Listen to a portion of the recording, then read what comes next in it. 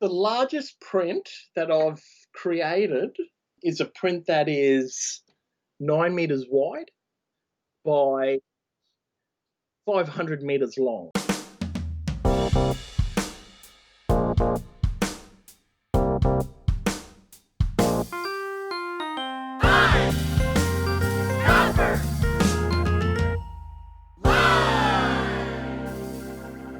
Hello, print friends, and welcome to the 51st episode of Pine Copper Lime, the internet's #1 printmaking podcast. I'm your host, Miranda Metcalf. I release weekly podcasts with people in the print world who are doing something a bit beyond the expected. So please subscribe on your podcast listening app of choice. You can also find Pine Copper Lime on Instagram and Facebook, and you can sign up for our monthly newsletter with print news from around the world, all at pinecopperlime.com. We also have a Patreon page, where, if you like PCL and you want to toss a few bucks our way each month, it makes a world of difference to us. There's also some nice little thank yous as well, like stickers and buttons and just good vibes. Finally, we have a sweet little print gallery as well, if you're looking for something new for your walls during this season of a lot of time indoors. Pine Copper Lime is running a fundraiser in collaboration with Speedball Art to help raise money to save Doc's Thrash House in Philadelphia. To learn more about Doc's and his contributions to printmaking and why it's so important to preserve his legacy, see last week's episode. As for the fundraiser, for anyone who donates 50 or more to the project, they will be entered into a drawing for an incredible collection of Speedball products. Carborundum gel, a 4-inch brayer, an Akua printing plate, Akua Intaglio ink in carbon back, and the Rustic and Regulator set, which includes one of each of the 8 new Print Posse inks. To enter, just send a screenshot of your donation of 50 or more to the Doc's Thrash House at their Instagram page for your chance to win. Your last day to do this is July 25th, so shake a tail feather. And, as always, there's a link in the show notes to all of this. Printmaking forever, shun the non-believers. My guest this week is Brian Robinson, a Torres Straight Islander printmaker who currently lives and works in Cairns, Queensland. We talk about his practice of interweaving images of pop culture with traditional carving motifs, how his relief prints influence his sculptural practice, and using a linocut to create the parade track for the 2017 Commonwealth Games. So, without further ado, sit back, relax, and prepare to think big with Brian Robinson. Hi, Brian. How's it going? Yeah, I'm very well, thank you. What about yourself? I'm doing pretty well. A little bit cold in Canberra, but, other than that, I can't complain too much, I have to say. So I really got familiar with your work and met you at the Print Triennial in Mildura, I guess, last year, 2 years ago now. I'd only been in Australia for a couple of months, and I had this really great timing to be here during this event, which really is quite a nice to do that the Art Vault puts on, every 3 years with talks and exhibitions. And you were in an exhibition that I believe Michael Kempson curated, and you gave a great talk about your work. And so, you'd kind of been on my radar ever since then to have on the podcast, but I've finally got my act together to reach out to you, and so now You finally tracked me down, around the country. Exactly. I had to get you through the Art Vault, so but I found you, and I'm just excited to get to know more about your work and share your work with the people who listen to the podcast. And before we dive into some questions, would you mind introducing yourself a little bit for people who don't know you, and just letting people know who you are and where you're located and what you do? Okie doke, no worries. Well, firstly, my name's Brian Robinson. I'm an Indigenous artist with heritage to both the Torres Strait Islands, sort of a small group of islands situated between Cape York Peninsula and the southern coast of Papua New Guinea, as well as having Aboriginal heritage, which is the Wutiti tribe on the eastern side of Cape York Peninsula, a place at Shelburne Bay, as well as a whole host of other, sort of mixed bloods that run through the family lineage as well, from, sort of Scottish to Philippine to Malay, a bit of worldly, sort of blood flows through the veins. I've been printmaking, I suppose, since the early 90s. I think about 92 was the first time that I picked up the good old lino cutting, sort of blades and gouging away at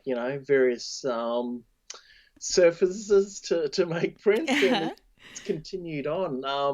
The prints have, I suppose, gone bigger and bigger as it have gone on as well. So but it's been now, I suppose, sort of 10 plus years as a full-time in a full-time arts career. Prior to that, I spent 14 years working as a curator, exhibitions manager, and sort of deputy director at the Cairns Regional Gallery. So sort of bringing in that sort of curatorial aspect to my practice as well. So that's pretty much me in a sort of a nutshell. And then, so in terms of your background, where did you grow up, and what role did art play in that time in your life? Well, I grew up on a small island called Waven. That Waven is its traditional name. English name is Thursday Island, actually. So a small island up in the Torres Straits, and I suppose art has always surrounded my sort of life. It hung on the walls. It was stacked in corners, and I'm not talking your traditional sort of painting and drawing sort of art forms. These were sort of little wooden sculptures, little model purling luggers, canoes, and that sort of paraphernalia that is in most households throughout the Torres Strait, actually. So I grew up, sort of surrounded by a lot of this material. But, I always say that I was born with a pencil in my hand. So I was quite creative right from, sort of day one. I'd get my hands on, a bit of often paper, but, not always paper. But as soon as I got, sort of a pencil in hand, I'd start scribbling on, this, that, and the other. And so there was no sort of surface, I suppose, that was really or left untouched by sort of endeavour over the years, much to the horror of my parents as well. Clean up after me, through making all that mess. So it sounds like a born maker, a born drawer. So did you know then that you wanted to pursue art and go to art school? Like, how did you channel that as you got older? Well, I suppose sort of growing up on an island and with my mother, sort of working all the time, it left a lot of time, sort of for the kids to explore both, the rest of the family and sort of connect with that. But also, explore some of the skills that you started to, sort of develop as a child. And drawing for me was one of those. So I spent many an hour sitting either at the, sort of the kitchen table, drawing from sort of imagination or other books around the house, or sitting down with, the sketch pad out in the environment on one of the hills up on the island, sort of sketching from nature, and just sort of going from there, really. And so I've always wanted to pursue a career in the arts field, and I've managed to, I suppose, sort of pursue a couple of careers that sort of branch out into that sort of creative industry. One which was both as a practicing artist now, plus also the development of sort of exhibitions in that sort of curatorial side of the industry as well. So never been a dull moment. Yeah, I think that's what a lot of us in the arts are here for, really, is just that's the life that we want, is just not being bored and constantly, yeah, constantly keeps you on your Yeah, toes, this art life. that's right. That's right. And unfortunately, I get bored really quickly. So I've got many projects happening, simultaneously at any one point in time. Yeah, Right yeah. now, I've got a couple of public art proposals that we're sort of developing. I've got another public art piece being fabricated, almost finished actually, ready for Mm. install down in Melbourne. There's probably about 10 lino cuts on the go as well. A couple of drawings, a few It's sculptures. just a couple of things. Yeah, just a Just a couple couple of of things, things. yeah. Yeah. Yeah, definitely. Yeah, I definitely have questions for you about your sculpture and then like particularly too about like the public installations as well and kind of all how that fits in. But before we get to that, can you tell me how you came to printmaking? How did you find lino and relief and have it become such a part of your practice? I recall the first time I ever picked up a piece of lino. I think I was in like grade 9, so I was sort of about 14 or something like that. Hmm. So in sort of art class, we were all sort of given these crumbly old sort of brown blocks of lino, and was sort of told to draw a bit of an image and start to carve it out. I couldn't wait to to bin my piece because it was it was really terrible. Mm. That was my first introduction into printmaking. Yeah. But prior to that, yeah, I could carve quite well. Sort of do reduction carving, small turtles and dugongs, various Hmm. sort of animals and stuff. But it wasn't until I got to art college that I started to pick up the medium again. And it was one of the those first lessons, as a first year intake, and yeah, immediate, sort of fell in love with it and can have continued with that ever since.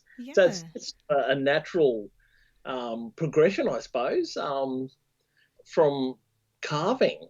So, instead of, reduction carving, three dimensional carving, you're looking at, just sort of relief carving. So very, very minimal, sort of carving sort of practice. So it's a skill that, has been honed, I suppose, since I was a child, sort of carving away with Stanley knives and Mm. chisels and, sandpaper and all those sort of, wonderful materials. Right, right. Because there are carving traditions within the Torres Strait Islanders cultures, right? And is that sort of like how you were introduced to it? That it was just part of that life? Because you were saying when you grew up, you had, all these carved objects in the house. Yeah, well, that's right. That's right. And yeah, I did grow up, sort of surrounded by all of this, all of Yeah. the pieces. There was, a number of masks that would, sort of sit around the house that had, sort of very minimal line work, sort of carving. Mm-hmm. And it's really just, sort of an extension of that tradition, I suppose. But instead of, sort of carving into wooden masks and sort of turtle shell masks and things like that to create that sort of pattern, it's now carved into sort of flooring vinyl and Mm.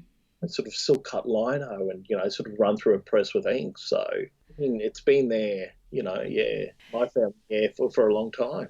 And so when you go about constructing your images, because sometimes those you've touched on before, they can be quite large scale for your lino cuts.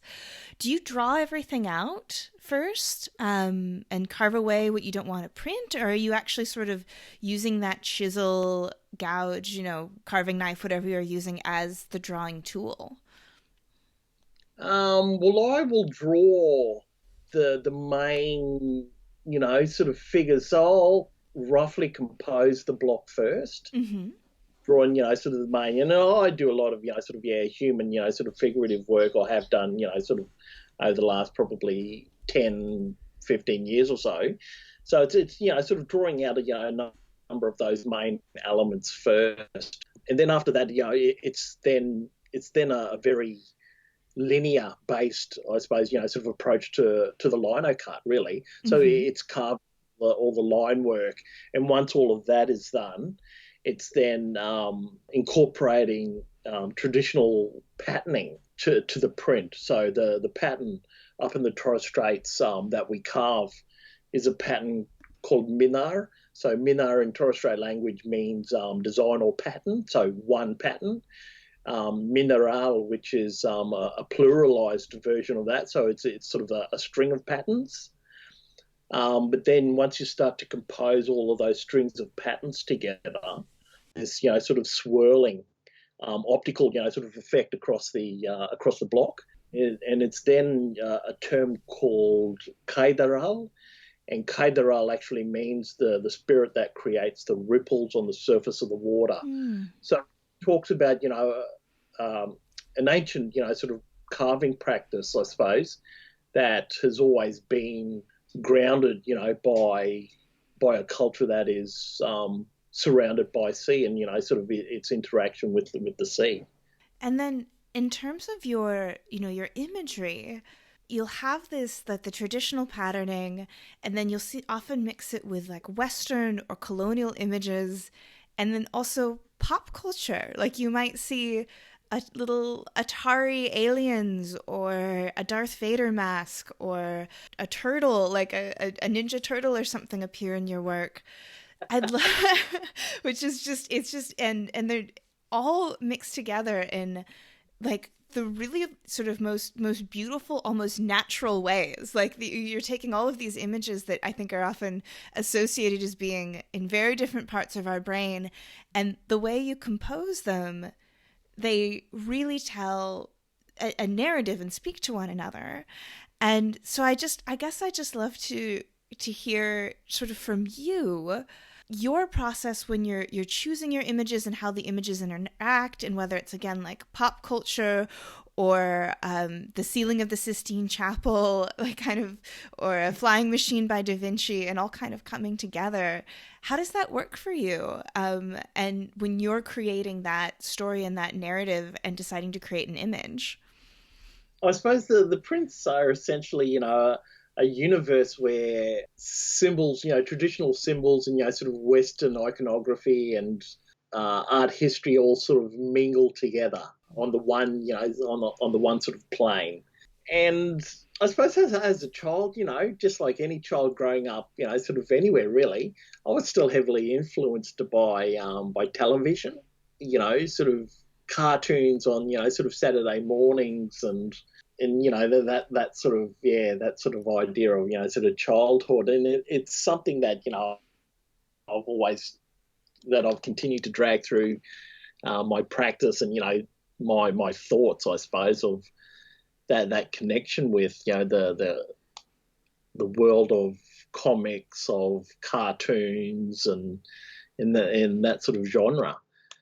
The cartoons themselves have just gone a little bit sort of bizarre sometimes. So sort of the good old standard sort of Mickey Mouse, and through to Japanese manga and anime, and and all of those sort of influences as well. So it's a bit of everything, I suppose, from cultures all around the world, really. One in particular that I'm thinking about, and I don't have it in front of me, so I'm sorry, you might have to help me through it a little bit, but it's an image of a Western explorer, and he has a map in front of him, and it looks very, very colonial. He's got that British hat and wig, and then in the background you've got the space invaders. And so you put it sort of like, again, in like that context of your work, where you've got like this thing that immediately puts this like almost this idea in our heads, of course, of invaders and this like light, almost comical kind of Atari style, right up against the atrocity of colonial invasion in Torres Strait Islanders, but, truly anywhere that the colonizers showed up. But yeah, it's, I just think that's such like a wonderful kind of dark humor. That's the one that comes to mind really particularly when I'm thinking about like this mix of history and pop culture. Well, that work is actually on display down in Canberra at the moment. Oh, really? At the National Museum of Australia in one of their large Endeavour 250 exhibitions. So, looks at the dates when, Captain Cook came sailing over the waters to the continent of Australia. Mm-hmm. And I suppose, to reinforce that concept of that, sort of outside force, sort of invading, other territories. That was the reason behind the introduction of the Space Invaders. That really sort of visually set in motion that sort of idea and that sort of concept for the work, but in a light and sort of humorous way. It doesn't sort of smack you really hard in the face about that sort of concept of invasion, of sort of terra nullius, sort of and void of people. It's sort of it's more on the light sort of heartedness sort of side, the more humorous sort of whimsical look at that sort of contact period, I suppose, for the country. And the good old Space Invader, I suppose, has been used in a number of works recently that look at not just that invasion by that sort of alien force, but also when I start to sort of compose blocks about sort of cosmology and astrology and all of those sort of wonderful things that happen up in the night sky that sort of influence weather patterns and seasons, sort of general culture back on Earth as well. So yeah, the good old Space Invader makes an appearance in a lot of works actually. It's a period, it came out in sort of the 70s and 80s, period when I was was a youngster playing sort of video games down at the local shop. Mm-hmm. So it brings again sort of bringing back in those sort of childhood memories into the works. So using sort of little characters such as that sort of speak to all sorts of sort of ages, both genders, black, white, you name it, everyone sort of connects with a lot of the works that I create. That's such a good point. That the thing about like elements of pop culture like the Space Invaders is that it is something that tends to work as relatively similar shorthand for almost anyone in the world. And I think even for younger generations who maybe didn't play it, I definitely grew up playing it, and I can, I see that and I can hear the beep, boop, boop, boop, beep, boop, like it still has this really, like I have a very clear sort of memory of that and from childhood. But I think even for the kids these days, they still know that, like that image of those early 8-bit figures is something that has really penetrated through generations and still exists as really effective iconography that again has a certain universal language for people. That's right. And that sort of pixeled form as well, that little sort of geometric object is now it's translated from that good old sort of static flat sort of Space Invader into sort of Minecraft blocks, and so it's like the block form is still present today, and is used to build a lot of I suppose sort of gaming platforms and stuff like that. So yeah, the aesthetic has stayed with us, and now in the 3-dimensional way with the Minecraft. Yeah, that's right. I'm always want to ask artists that I chat with when they have a really, really developed aesthetic like you do. So in the sense, it's just like you have a really clear voice and the way you create your works, that it translates from the linocuts to your sculptures to the installations. And I know that one of the main questions I get from younger artists who listen to this podcast is, how do I find my voice? Like, how do I develop it?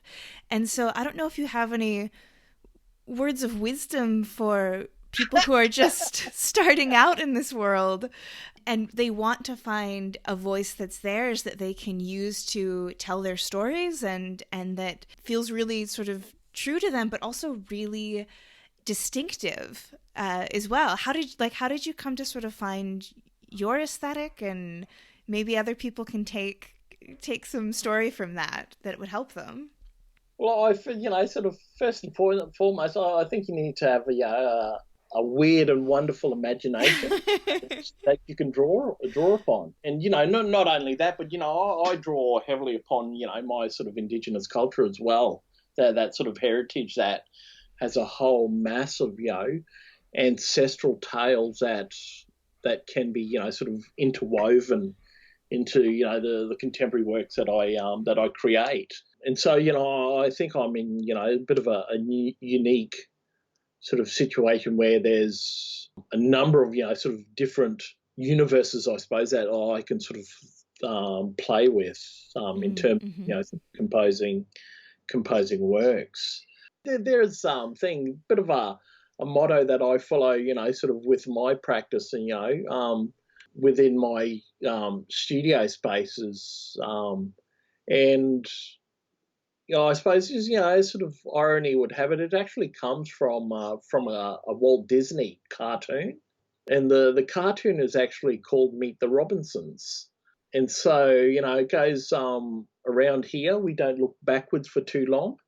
We keep moving forward, doing new things and opening up new doors because we're curious, and curiosity keeps leading us down new paths. Keep moving forward. So, it's about, sort of looking for, those little moments of inspiration, sort of throughout your life and, sort of building on that, sort of idea and not being afraid to pursue those ideas that you do get. You have to go where your practice, where your creativity is taking you, and not kind of being afraid of that, just sort of like trusting the process and being willing to just see what comes out the other end. I think that is, really, really significant, and something that can be hard as a young artist to develop that trust muscle, I think, for sure. Yeah, that's right. And, there's sort of inspiration that, sort of surrounds us all, and, whether that's, a visual, sort of stimulus that you see from, sort of the environment, or whether that's found in a book. That sort of inspiration also comes from other, sort of members of your family, of your extended, sort of peer group. My children, give me a lot of inspiration as well, not only through the use of their toys that I put into works and into, sculptures and prints and things like that, but just their general, sort of chaos and questioning this, that, and the other, and that sort of energy and vibe that they have as well. So, it's about, sort of drawing upon all of that knowledge and experience as well, and, trying to use that as, sort of a bit of a driving force for the practice as well. So yeah, it's pretty remarkable how the kid brain just works in such, I love how you said like the chaos of it, because it's just that it works in a way that's just so different from adult brains. And it can be really inspirational just to see the kind of rubbery thinking that they can have about things. And like the kid logic is really truly its own kind of logic. And yeah, it's definitely inspirational. I don't have children myself, but I've got good friends that have I guess they're 11 and an 8-year-old who I see quite a bit. And just some of the things that they say, the way they apply their logic to things, I just feel like I should constantly be writing it down, because I'm just like, this is incredible. Like, how did that even come out of your brain? Yeah. I'm just a big kid. It's easy for me, I suppose, to compose and sort of think about the works that I do create. Well, I've still got that rubbery brain, like you sort of referred to. It does help. Definitely. Yeah. So speaking of the different media in which you work, I know that you've said in other interviews that your sculptural work really comes from the drawing and the printmaking practice. And I'm wondering if you can talk sort of directly to how printmakings maybe influence some of the paper sculpture work. And again, if I can, pick your brain for words of wisdom here, for printmakers who just are kind of interested in making that jump from the two-dimensional to the three-dimensional, what was that process like? And do you have any advice for them? Well, I suppose, I first started off by getting, a wonderfully nice printed piece and pulling out the standing knife and just, hacking the hell out. Often, sometimes I would just cut certain aspects of the paper and then start to just, sort of roll those little aspects of the paper. So the paper is still, sort of attached to the print. And you're just, sort of manipulating the surface, I suppose, of that print by folding and, sort of rolling these little aspects on it. And other times I'd completely cut up, the entire print and use that print as a skin, I suppose, on other sculptural forms that I made. And it's sort of gone from there, really. Sometimes it's very it's done, deliberately. It's done with purpose, that I, sort of will carve a block knowing that, this section here of the block I'll actually cut out to expose, either sort of a ground under that, or use the actual cutout section and, sort of use that to be, sort of adhered somewhere else on the print. And then other times it'll just be sort of random. And so there's no sort of method to the madness, really. It's just me experimenting initially with manipulating that two-dimensional print, that two-dimensional artwork, and trying to pull it into that three-dimensional sort of space, really. So there was a really large, sort of, it was more probably an installation that I created back in, when was that, sort of 2012, 2013, I think it was. A piece called Up in the Heavens, the Gods Contemplate Their Next Move. Secret Charms Are Given to Man.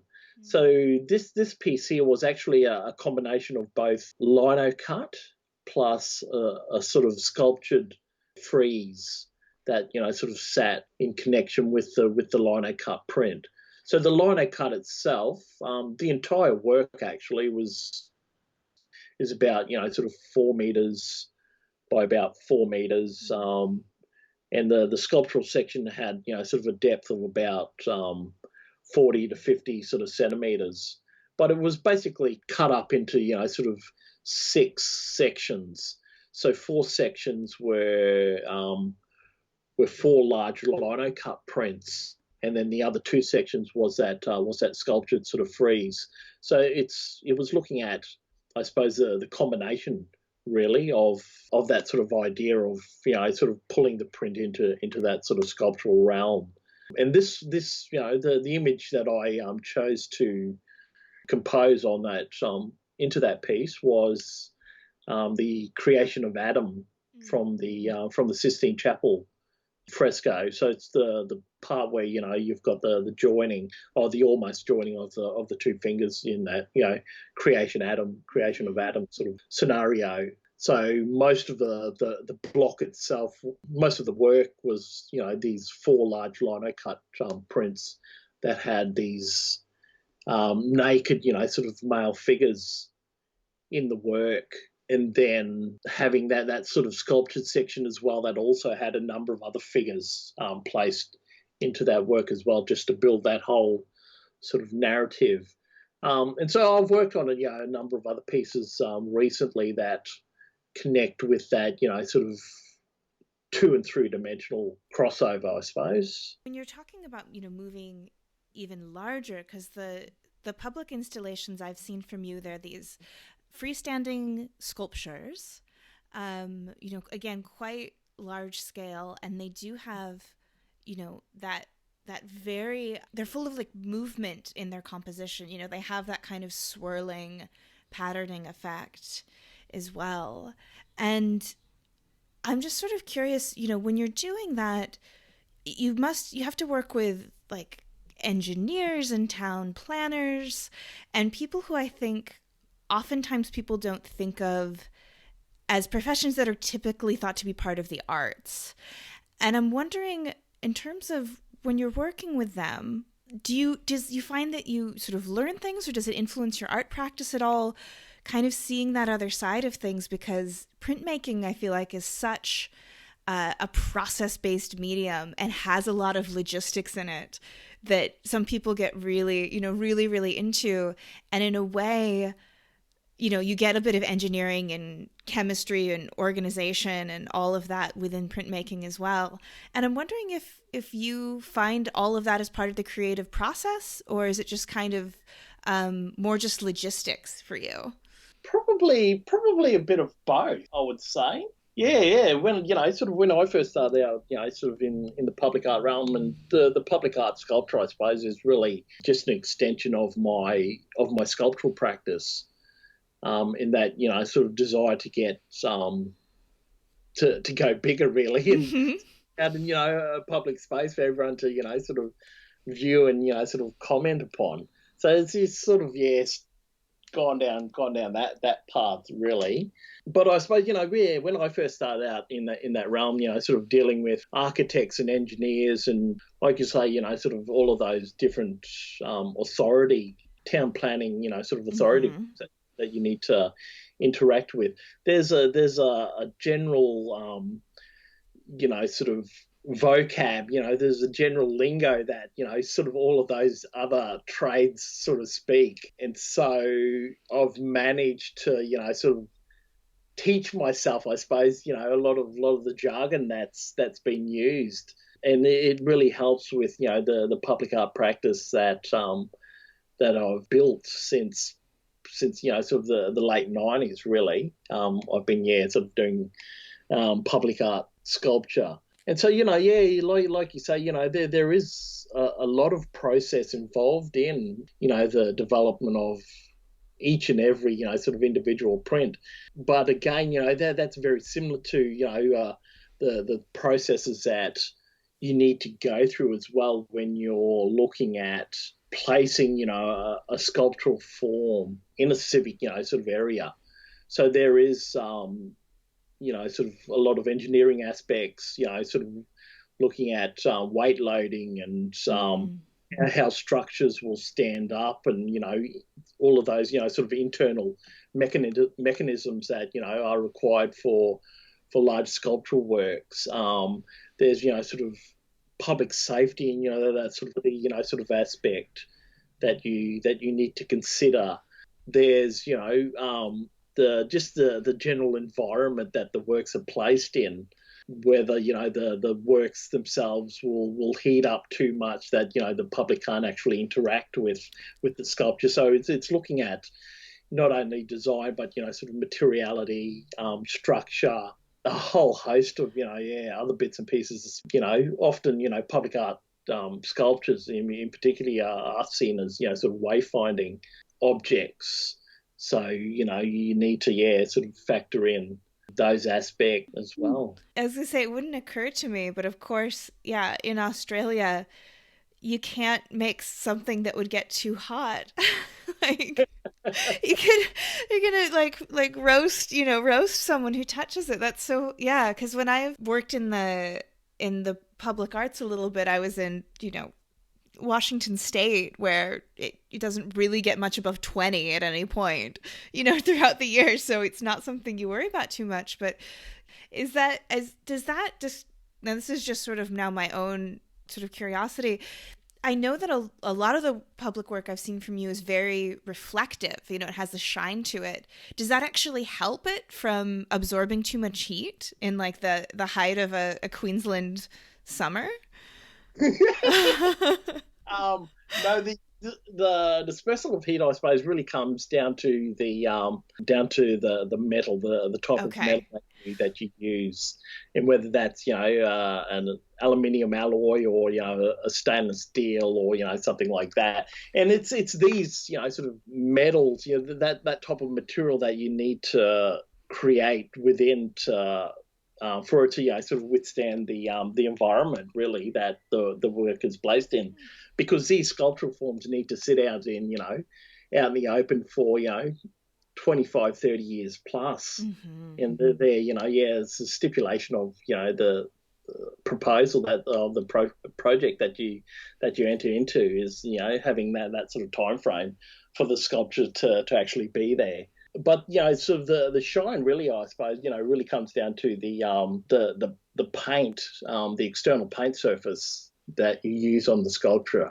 And often we use quite a robust spray sort of paint that's generally in sort of the 2-pack automotive sort of spray paint range. So the type of sort of coloration that you'd get on sort of cars and stuff like that. Okay, yeah, that makes sense. Yeah, something else that was designed from the ground up to be outside in any weather for a long time. Yeah.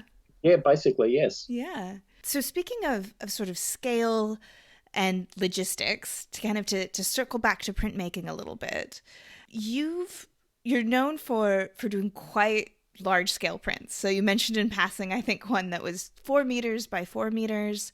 Is that the largest print you've ever done, or what is, like, what's the biggest print that you've created thus far? The largest print that I've created is a print that is 9 meters wide by 500 meters long. Oh, only. Wait. So please tell me that story. Like, where was this displayed? Like, how is it created? Please tell me about it.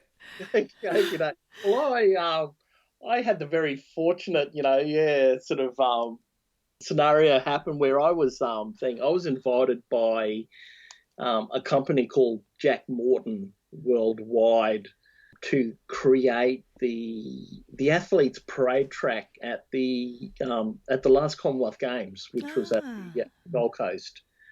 So they went searching on the net for looking at sort of imagery, I suppose, that they could use for the track.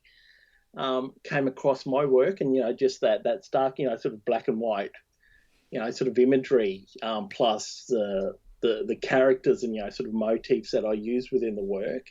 And so they sort of got on the phone and asked whether I'd be interested in designing the track for the opening ceremony of the games. And something a project such as that comes around sort of once in a lifetime. Yeah.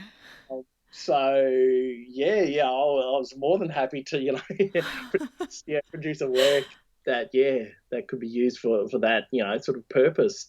So it was the first time actually in the history of either the Commonwealth or the Olympic Games that that track design was actually given to an artist to create. So the honour was really mine to create something that was sort of spectacular, that was viewed by billions of people around, as the opening ceremony was sort of broadcast live across the world. So it actually started off as a linocut print, and the linocut print that I actually physically carved was a cylindrical sort of elliptical sort of shape that was was about 6 meters wide on the longest, sort of diameter, and probably about 3.5 to 4 meters on the, on the shortest sort of diameter, and was the physical lino cut that I carved was 25 centimeters deep, but sort of making up that large, sort of circular track. And so that design, that 25 centimeter width was then blown up to 9 meters, 9 meters wide. So the size of a 3-car highway, right? Width and half a kilometer long. I just, as you're describing it, I just did a sneaky Google here, and it's beautiful. It's incredible. Like seeing the images of it sort of looking down from, I'm sure they're drone shots or something of like the entire stadium. It's amazing. I'll definitely put a link to that so people can see what you're talking about as this undertaking. Yeah, so that's the biggest one that I've sort of done today, and then it's probably the biggest print ever done in the world. I know. I'd be very surprised if there's anything that beats that. Yeah. But my standard size block is sort of a meter by almost 2 meters. So that's my standard size block. And it probably takes about sort of 35 hours or sort of thereabouts to actually compose and carve that sort of full block. But I work on that over sort of probably about 2.5 to 3 weeks, in amongst sort of other works and sort of family life and all that sort of stuff. Yeah. But yeah, that's sort of become my standard size, and it's a good size that I can build a lot of sort of narrative into the work as well. And, sort of stories that will start as one main theme, but have so many other sort of tangents that will lead people in and out of the work as well. I could definitely see that because you use it's quite a dense iconographic language in what you're doing, and kind of the more you look, the more you can say, oh, like what is that little guy there, and what's this over here? And so yeah, you're working that big, but you're filling the space. You really use every centimeter of it to tell the story. Yeah. What to say. Definitely. Well, beautiful. Well, we're just sort of coming up on the end of our recording time. So I'm hoping before we sign off, could you tell anyone out there listening about any future projects that you have coming up that people can look for, or just anything in general you're looking forward to in the future? Wow. I know it's kind of a funny time to be asking this because the world is a little chaotic right now. So as I've been doing interviews with a few people this week, they all kind of have that moment where they're like, you mean besides all my exhibitions that were canceled? Like they do have kind of I have to take a moment. So this could be work related, or even just, I'm looking forward to the weather getting a little warmer, whatever it is, Well, I work in my studio, rain or shine, weather doesn't, stop me from doing the arts practice. But yeah, like I mentioned before, there's a suspended sculptural work that we're just finishing off for a place called the Nunawading Community Hub, which is just out of Melbourne. And it's large feathers that, sort of each feather is probably about, sort of 3.5, 4 meters sort of long. And they're not all straight. They all sort of wrap around each other and, are suspended within this sort of community hub, sort of void space. And those feathers themselves have a lot of, sort of printmaking pattern as a surface sort of detail on the feather. That's sort of one of the public art projects that will come to light very soon. There's also another group exhibition that I'm working towards at the moment for Queensland University of Technology, and it's an exhibition that's focused on a small children's character by the name of Miffy. And Miffy, by Dick Brunner, I think was the Dutch artist and sort of author of that series of children's books.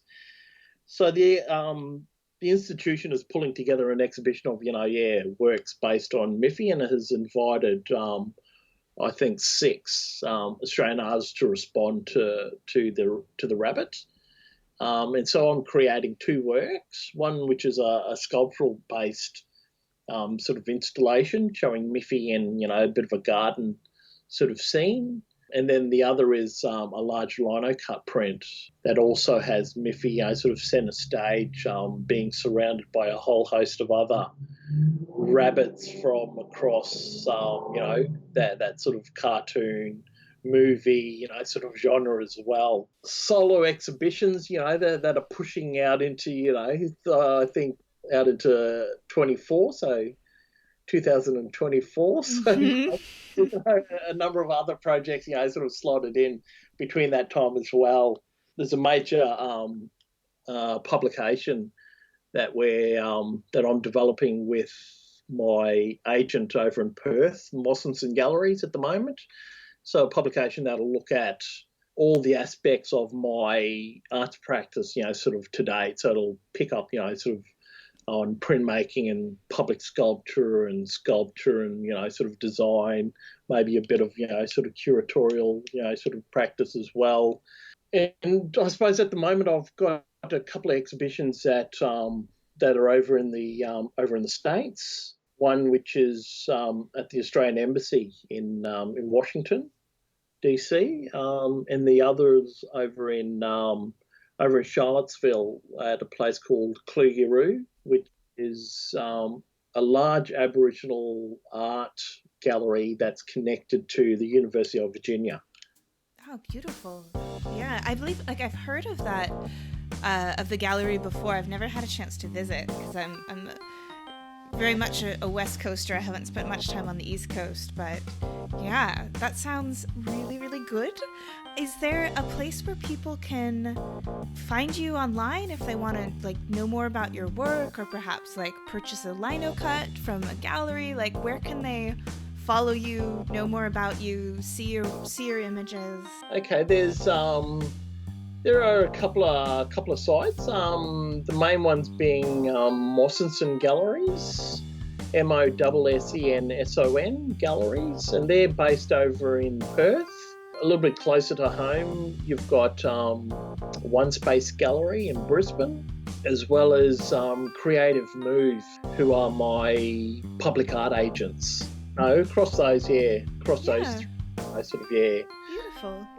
You'll get a good, sort of snapshot of, what I've been up to and, works that have been created in the past and stuff like that. So excellent. Well, I can definitely put links in the show notes to those so people can follow you and learn more about your work beyond this little chat. And thank you so much for taking the time to talk with me.